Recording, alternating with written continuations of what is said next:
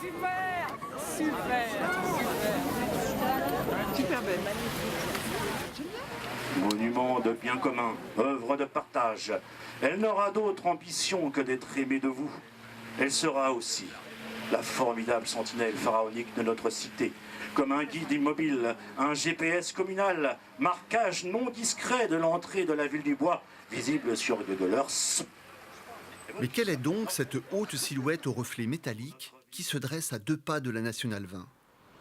Au cœur d'un espace de verdure, l'artiste monumental nous reçoit dans son atelier de Marcoussis, à 25 km au sud-ouest de Paris.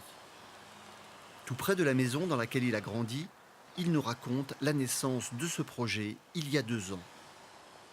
Ça s'est passé comme un rêve. Pendant le vernissage de l'expo perso que j'avais à la Ville du Bois, donc le maire m'a annoncé qu'il me commandait donc une sculpture monumentale, voilà, pour la Ville du Bois. Donc alors c'est fabuleux, quoi. C'est le paradis qui vous tombe sur la tête, quoi. Enfin, c'est génial. Du Bois, donc il fallait quelque chose qui représente un peu la Ville du Bois. Donc la Ville du Bois, c'est le bois, la forêt.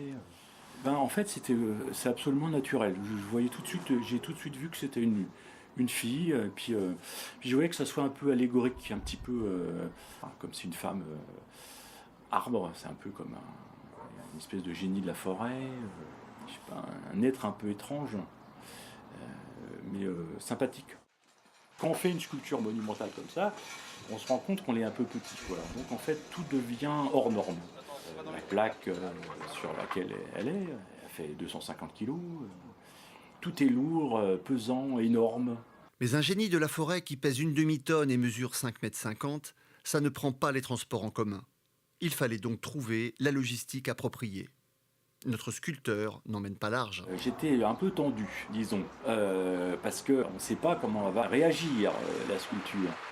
Quand c'est arrivé au camion, ils ont sorti la grue pour la mettre, et l'incliner légèrement pour la poser en fait sur un châssis qu'ils avaient eux-mêmes fait pour elle. C'est un moment qui est vraiment super important. C'est la première fois que d'autres la touchent, en fait. C'est moi qui l'ai fait, c'est moi. Je suis monté dans ses branches, j'ai soudé chaque feuille, tout ça. Je rêvais, j'étais son seul rêveur, en fait, tu vois. Installée dans son carrosse, la Belle des Bois prend la route. 7 km nous séparent de sa destination finale.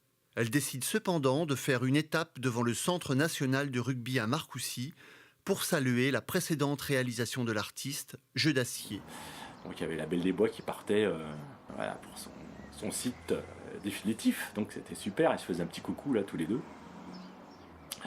Donc ça c'était super, ça c'est voir les deux là ensemble, c'était vraiment magnifique. Quelques minutes plus tard, nous rejoignons le rond-point de la Croix-Saint-Jacques à la Ville du Bois pour installer notre belle sur son trône. Il fallait aussi que les trous collent en fait au tissuité, donc il fallait que ça rentre impeccable.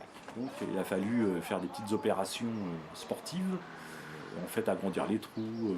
Donc là le but là, je vais l'habiller, je vais faire des petits aménagements pour que ça soit aussi une œuvre. Voilà. Elle c'est un arbre vivant, c'est un arbre femme.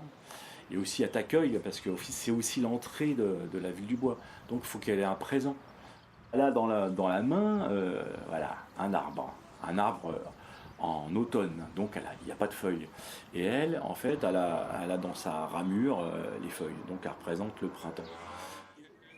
La commande aussi, en fait, c'était qu'elle se voit de la vin. Et moi, je pensais aussi avec les feuilles dorées, comme elles sont toutes d'une inclinaison différente, la lumière elle change et puis ça te fait un peu des éclats.